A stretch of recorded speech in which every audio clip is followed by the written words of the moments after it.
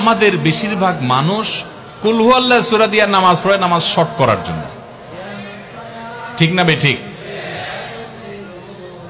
তাহলে এবার যদি আমি বলি কারা কারা নামাজ সংক্ষেপ করার জন্য কুল হুয়াল্লাহ সূরা দিয়ে নামাজ পড়েন, তাহলে দেখা যাবে হাত ওইগুলো আবার উঠছে।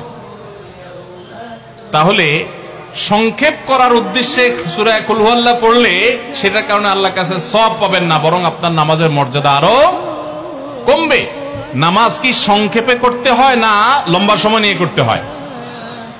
আমরা খাওয়াটা খুব ধীরে সুস্থে খাই, ঘুমটা খুব ঠান্ডা মাথায় যাই, কাজ কাম খুব ঠান্ডা মাথায় করি, শ্বশুরবাড়ি গেলে খুব আস্তে ধীরে যাই, সব কাজগুলো আমরা ধীরে সুস্থে করা পছন্দ করি। শুধু নামাজের বেলা আসলে, জিকির তসবির বেলা আসলে আমরা 4G 5G গতিতে, তুফান মেলের গতিতে যত তাড়াতাড়ি সম্ভব করার চেষ্টা করি।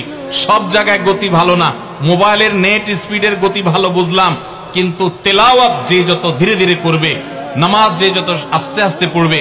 আপনি মসজিদে লক্ষ্য রাখবেন, আপনার মসজিদে যেই লোকটার নামাজে সবচেয়ে বেশি সময় লাগায়, যেই লোকটার 2 রাকাত নামাজে সবচেয়ে বেশি সময় ব্যয় করে, আপনি নিশ্চিত ধরে নেবেন এই লোকটার নামাজি হিসাবে তত আল্লাহর কাছে প্রিয় এবং শ্রেষ্ঠ।